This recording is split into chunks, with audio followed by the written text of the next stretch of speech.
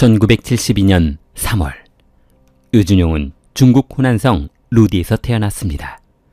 준용의 아버지는 후난성에서 농사를 짓고 있어 농사 지은 돈으로는 부모를 모시고 아이를 키우기에는 터무니없이 부족했습니다. 70년대 중국은 서민이 생활하기에 아주 힘든 시기였고 마땅한 직장을 찾기도 어려워 농촌에서 농사를 짓던 젊은 청년들은 하나둘씩 도시로 일자리를 찾아 떠나오고 있었습니다. 아니 그럼 언제까지 농사만 짓고 살란 말이야. 애는 커가지. 집에 나만 보고 입 벌리고 있는 사람이 한둘이냐고. 부모님의 아들의 잔말 말고 당신은 내가 하자는 대로 말이야. 알았지? 그래도 준영이도 저렇게 어린데 저보고 혼자 애를 키우라고 하시면 어떡해요. 그날 밤 준용의 아버지는 기차를 타고 대도시 건설 현장으로 일자리를 찾아 떠났습니다. 준용이 태어난 지 15일이 되던 날 일자리를 찾아 떠난 아버지 유청단은 그날 이후 집에 돌아오는 횟수가 적어졌고 1년에 한 번 명절에나 집에 들어올 정도로 일밖에 모르며 살고 있었습니다. 아버지가 집을 비우고 어머니 혼자 집안일에 지쳐가고 있을 무렵 아들 준용은 친구들과 어울려 다니며 개구장이로 성장하고 있었고 친구들은 운동도 잘하고 공부도 잘하는 준용을 잘 따라다녔습니다. 어머니는 아버지가 공사 현장에서 힘들게 벌어 보내준 돈으로 자녀 교육에 헌신하고 있었습니다. 준용은 학교에서 성적도 우수해 학교에서 수많은 우수상을 받을 정도였습니다. 초등학교 선생님은 준용의 어머니를 불러 어머니! 아유! 어머니 다름이 아니라 요즘 가정 방문 시간이에요. 근데 제가 시간이 없어서 이렇게 어머님을 학교로 오시라고 했습니다. 어머머 선생님. 선생님 별 말씀을 다 하세요. 어머니! 제가 어머님을 이렇게 오시라고 한 이유는 다름이 아니라 준용이가 공부를 아주 잘해요. 최근에 시험 본 것도 아주 상위 클래스 점수를 받았더라고요. 누구를 닮아서 이렇게 똑똑한 건지는 모르겠지만 아버지를 닮으셨나 봐요. 어머머. 무슨 말씀을 그렇게 하세요? 우리 준용이가 저를 닮아서 그렇죠. 그러시구나. 준용은 선생님과 어머니가 나누는 대화를 듣고 앞으로 공부를 열심히 해 좋은 대학에 진학하고 훌륭한 사람이 되어야겠다며 다짐했습니다. 1985년 3월 올해 13세가 되는 유준용은 중학교에 입학했고 중학교에서도 공부를 잘하자 이번에도 중학교 담임선생님은 준용의 어머니를 불러 아들이 워낙 똑똑하니 장래에 북경에 있는 대학에 진학시켜보는 것은 어떻겠냐고 했습니다. 만약 그렇게만 된다면 학교에서도 경사고 준용의 미래를 위해서도 좋은 일이기 때문이었습니다. 그때 여보세요? 그래, 준용이 이번에 시험은 어떻게 됐어? 잘 봤어요. 이번에도 전교에서 상위권이래요. 그런 말이지. 내가 생각해 놓은 것이 하나 있긴 하는데. 뭔데요? 당신 말이야. 거기서 할 일이 없으면 이쪽 공사 현장 가서 같이 일해보는 건 어때? 준용이 대학 끝내려면 지금 이렇게 벌어서는 택도 없을 거 아니야. 북경 물가가 좀 비싼 것도 아니고 말이야. 맞아요. 그렇긴 해요. 그럼 당신이 일하고 있는 현장에 가면 일할 수는 있는 거예요? 그럼. 여기는 아주 일손이 부족해서 난리라고. 알았어요. 그럼 내일 당장 어머님한테 말씀드리고 그쪽으로 갈게요. 아들 미래를 위해서 그러는 건데 그깟 공사장 일이 돼주겠어요? 다음날 준용의 어머니는 짐을 챙겨 아버지가 일하고 있는 공사 현장으로 떠나기 위해 시어머니에게 사정 이야기를 했습니다.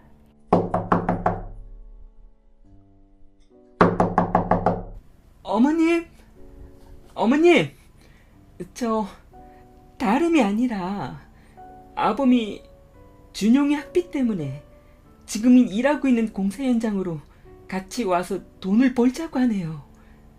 저 좀 다녀와야겠어요. 애비가 오래? 준용이를 위해서라면 어쩔 수 없다만 너희 둘 다 가버리면 나 혼자 준용이를 키울 수 있을지나 모르겠다. 뭐 그렇게 오래 있지는 않을 것 같고요. 금방 오겠죠 뭐.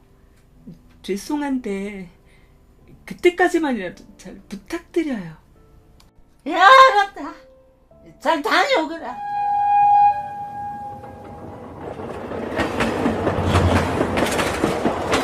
부모님이 모두 대도시로 돈을 벌기 위해 떠나자 집에 할머니와 혼자 남게 된 준용은 친구들과 어울리는 시간이 많아지기 시작했습니다.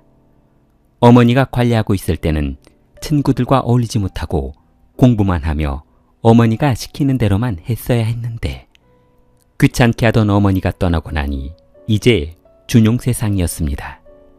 집에는 할머니가 있었지만 허약한 노인의 몸으로 중학생 남자아이를 어떻게 해볼 수는 없었습니다. 너희 자꾸 그러면 엄마한테 전화해서 혼내라 군다. 네. 어디 그래 보시던가. 엄마가 그 먼 데서 할머니한테 전화 받고 오면 내가 여기서 바지 내리고 오줌 쌀게. 해보시던가. 아이, 너 어디서? 그러던 어느 날 학교에서 학부모 회의를 한다며 부모님을 오시라고 하자 준용은 부모님이 모두 대도시로 돈 벌러 떠나서 두 분 다 안 계시다고 했고 이 소리를 듣게 된 친구들은 부모 없는 아이라며 준용을 놀리기 시작했습니다. 친구들은 사소한 문제가 생겨도 준용을 부모 없는 자식이라며 버릇이 없어서 그러니 이해하자며 약 올렸고 이에 분을 참지 못한 준용은 친구들과 다투는 일이 많아지게 되었습니다.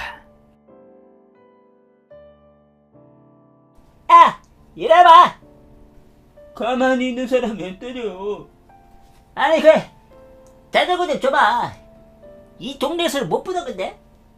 학생들은 준용의 동생이 타고 온 자전거를 빼앗으려 극장 뒷골목에서 동생을 두들겨 팼고 동생의 연락을 받고 달려온 준용은 그 자리에서 패거리 5명을 때려 눕혔습니다. 그동안 화가 많았던 준용은 그동안 쌓였던 화풀이를 패거리들에게 하며 반불구를 만들었고 소문은 다른 학교로 번지면서 그를 용형이라 부르게 되었습니다. 1988년 준용은 못된 친구들과 어울려 다니며 싸움만 하고 다니다 보니 인문계 고등학교에 입학하지 못했고 공부를 잘하고 있을 줄만 알았던 그의 부모는 아들이 고등학교를 들어가지 못하자 너무 놀랐습니다. 준용은 2년을 재수한 끝에 고등학교에 진학했으나 자신보다 나이 어린 동생들과 학교를 같이 다녀야 한다는 굴욕감을 참지 못하고 고등학교 2학년 때 학교를 자퇴하고 말았습니다.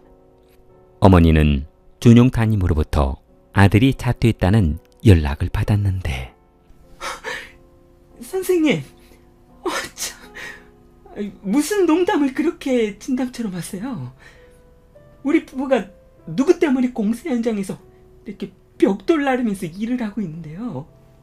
저 어머니 죄송합니다만 준용이가 늦게 고등학교에 들어다 보니 적응을 못한 것 같습니다. 달리 뭐라 드릴 말씀이 없습니다. 그럼 이만. 선생님! 다음 날 오전 어머니는 공사 현장에 휴직계를 제출했고 고향집으로 달려왔습니다. 너 그러지 말고 엄마랑 일이나 같이 하러 가자. 이러다 폐인되겠어. 공부하라고 했더니 못된 놈들하고 어울려서 겨우 이 모양 이 꼴이 된 거니? 그날 이후 준용은 어머니를 따라 공사 현장에서 일을 하게 되었고 준용을 유심히 지켜보았던 소장은 그를 사무실로 불렀습니다.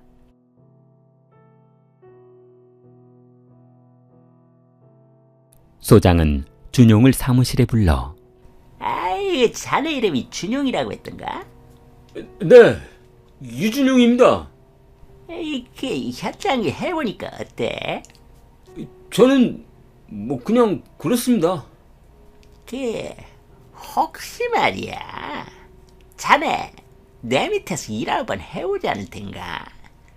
돈도 아주 많이 벌게 될 텐데 말이야. 돈을 많이 벌게 해준다고요? 어때? 생각 있어?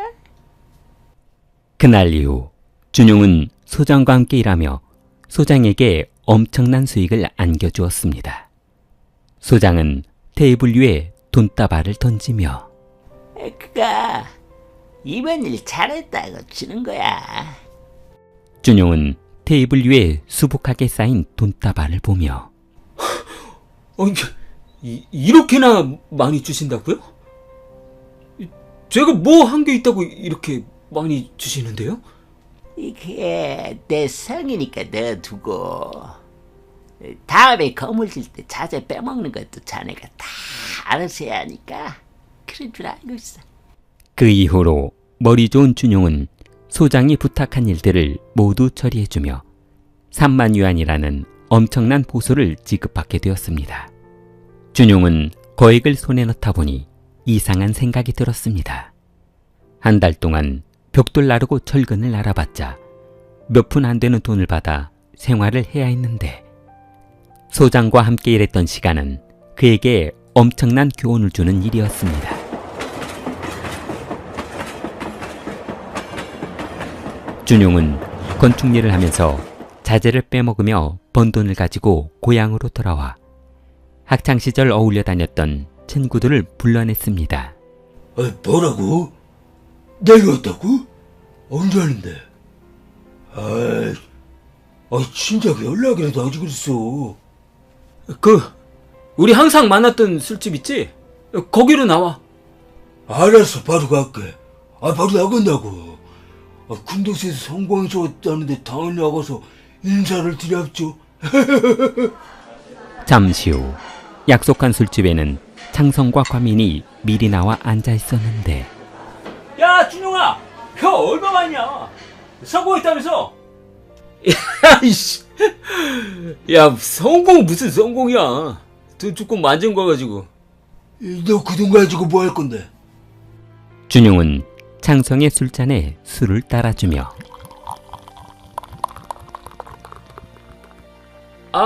그렇지 않아도 그것 때문에 너희들 한번 보자고 한 거야. 자금은 마련돼 있으니까 좋은 사업 있나 해서 말이야. 사업?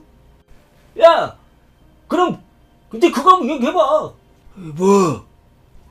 그때 하고 싶다고 했던 거 있잖아.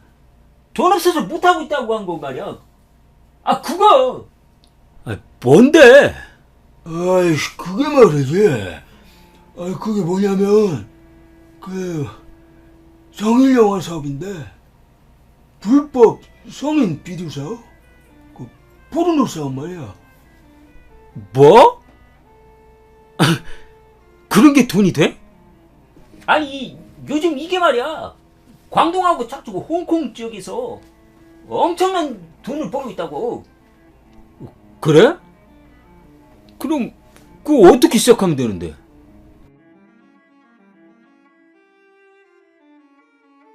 준용은 창성의 사업 제안을 받아들여 돈을 투자했고 친구들은 여성 배우를 모집하기 시작했습니다. 마을에 있는 친분이 있는 자매에게 접근해 배우로 출연해주면 1년의 현금으로 1억을 주겠다고 약속했습니다. 딱 1년만 촬영하고 현찰로 1억 줄게. 정말요? 그런데 제가 뭘 어떻게 하면 되나요? 너는 아무 걱정하지 말라니까. 광동에 가면 모든 게 준비되어 있으니까 그냥 감독이 시키는 대로만 하면 돼. 알았어? 얼마 후 두 자매는 그들과 함께 광동으로 떠났고 그곳에서 촬영한 음란물은 판매할 때마다 성공을 했고 준용의 회사는 2년 만에 200명의 여배우를 거느린 거대한 회사로 성장했습니다. 준용은 포르노 비디오 사업으로 엄청난 돈을 벌자 또다시 다른 사업에 눈을 뜨게 되었고 그는 대부업에 손을 대기 시작했습니다.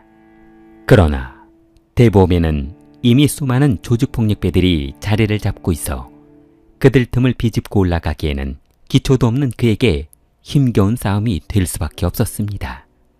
준용은 포르노 사업과 밀수거래 사업, 대부업 등을 한 곳으로 모아 힘을 키웠습니다. 광동에서 호텔을 인수한 후 그곳에 조직원들을 모아놓고 사업을 시작하기로 했습니다. 그러나 다른 조직원들은 준용의 부하들을 가만 놔두지 않고 괴롭혔는데 야, 이 자식아! 칸땡이가 4% 팽창이가 심장 밖으로 뛰쳐나와보자! 네, 심장하고 간은 반대쪽이지 말입니다. 하바바드 이쪽 구역이 명함 돌리고 다니면 그때부터 다 죽여버린 거야. 알았어? 전쟁이라고! 타 조직에서는 준용의 세력 확장을 막기 위해 경찰에 신고하고 공안에도 신고해보았으나 준용은 그동안 이미 많은 고위 간부들에게 엄청난 뇌물을 바쳐왔던 터라 누구 하나 신고한다고 해도 경찰에서 소환하거나 조사를 받는 일은 발생하지 않았습니다. 얼마 후 자꾸만 자기 구역으로 침범하고 있는 준용을 더 이상 보고만 있을 수 없었던 반대 조직 두목 전시화는 혼자 힘으로는 준용을 제거할 수 없다는 것을 알고 타 조직 두목들에게 힘을 합쳐 한 번에 준용을 제거하자고 했고 그들은 전시화와 뜻을 같이해 준용을 제거하기로 했습니다. 그러나 그들의 준용 제거 계획은 실패로 돌아갔고 자신을 살해하려 했다는 것을 알게 된 준용은 부하들에게 전시화를 잡아오라고 명령했습니다. 무조건 생포해서 잡아오라고. 아니다. 아니야. 죽여도 좋으니까 당장 내 앞에다가 갖다 놓아. 알겠습니다, 형님. 알겠습니다, 형님. 준용은 부하 20명을 풀어 전시화를 잡아오라고 했고 부하들은 그의 행방을 찾기 시작했습니다. 그러나 시화는 어느 곳에서도 보이지 않았고 준용은 더욱 화가 나 있었습니다. 야, 없으면 다야? 그럼 지 애미 집이라도 가보던가. 거기에서 돌아오지 말고 잠복해 있으라고. 분명 거기로 갈 거라고. 알았어? 알겠습니다, 형님. 그날 이후 준용의 부하들은 15일 동안 시화의 부모 집 앞에서 잠복해 있었으나 시화는 나타나지 않았고 시간만 낭비할 수 없다며 상부의 보고에 어쩔 수 없이 철수하기로 했습니다. 2004년 6월 30일 12시 준용의 부하들이 철수하려고 준비하던 순간 도로 반대쪽에서 승용차 한 대가 불빛을 비추며 달려왔습니다.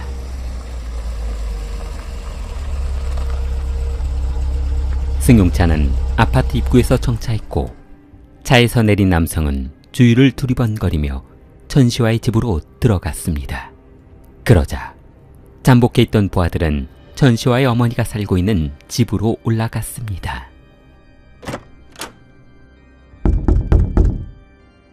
누구세요? 배달 왔습니다.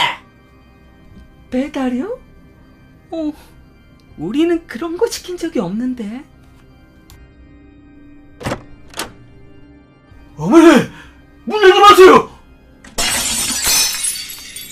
용준의 부하들은 현관문을 발로 차고 들어와 전신화를 46차례 찔렀습니다. 신화는 어머니가 보는 앞에서 즉사했고 이 광경을 지켜보던 어머니는 그 자리에서 기절해버렸습니다. 부하들은 증거를 남기지 않기 위해 재빨리 집에서 도망쳤습니다.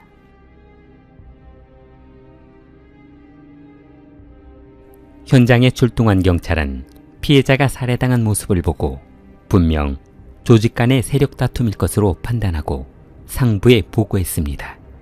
그러자 이 사건은 중앙공안국에서 민생 안전을 위협하는 중대한 사건으로 분류하고 사건을 신속하게 처리하게 되었습니다.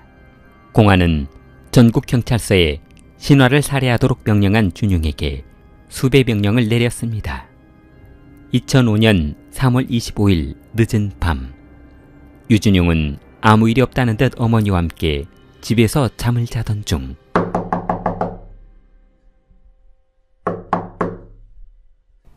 공안입니다. 유준용 씨, 집에 있는 거 다 알고 왔습니다. 아니, 이게 무슨 일이냐? 잠시 후 준용은 문을 부수고 들이닥친 공안원에 체포되었습니다. 같이 잠을 자고 있던 어머니는 너무 놀라 잠에서 깨어 아들이 무슨 일 때문에 검거되었는지 모르고 있었고, 준용은 검거되는 순간 모든 범죄를 인정했습니다.